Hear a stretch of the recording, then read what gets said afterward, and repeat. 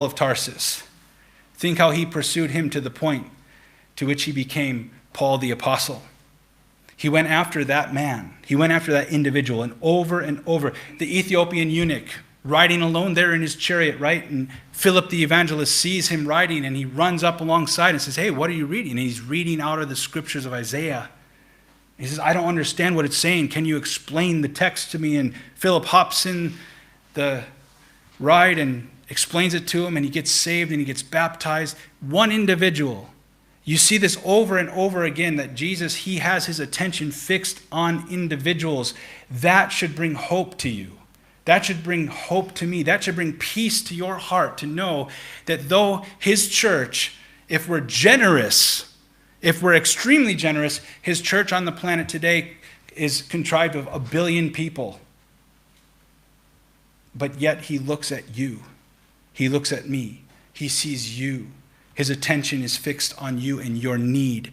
And he hears your cry, the heart cry from the deepest part of your being about whatever situation it is that you're talking to him about.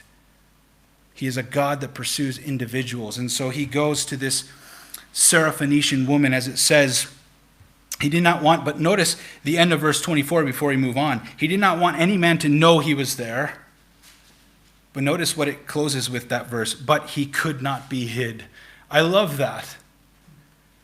You know, it's sooner or later, if you're timid about your faith, and if you're truly born again of the Spirit of God, it's impossible to hide him wherever you go. You might feel intimidated to shine in certain circumstances, to speak up in certain circumstances or environments.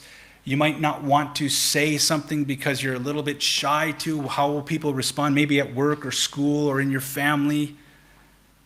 But at some point, Jesus will shine through you if you are his child. He will give you the strength, he will give you the grace, and you will give testimony to him of his grace, his love, his power, and his forgiveness. It'll just happen. You can't hide Jesus. He wherever he went, people knew he was there somehow. And let me tell you, if you have the Spirit of the living God in you, people will know that Jesus is in the midst. He's there. He's present. He's with you wherever you go. And he's wanting to use you wherever you are. So keep that in mind. If you're timid and shy, just go to him and express that to him and say, "Lord, help me to be bold." Either way, if you try to suppress that light that's within you, it'll come out eventually, because you can't hide Jesus. And I love that. You can't hide him.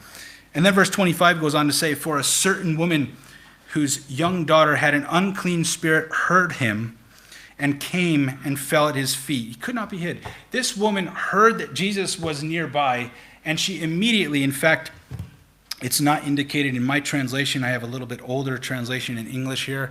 If you are reading a more modern English translation, it might even include the word immediately. That is, as soon as she heard Jesus was in town or nearby her town or village, she ran to meet Jesus.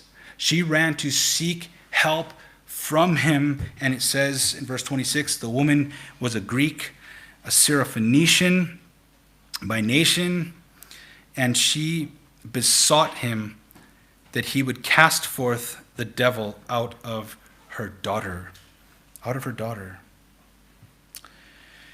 It's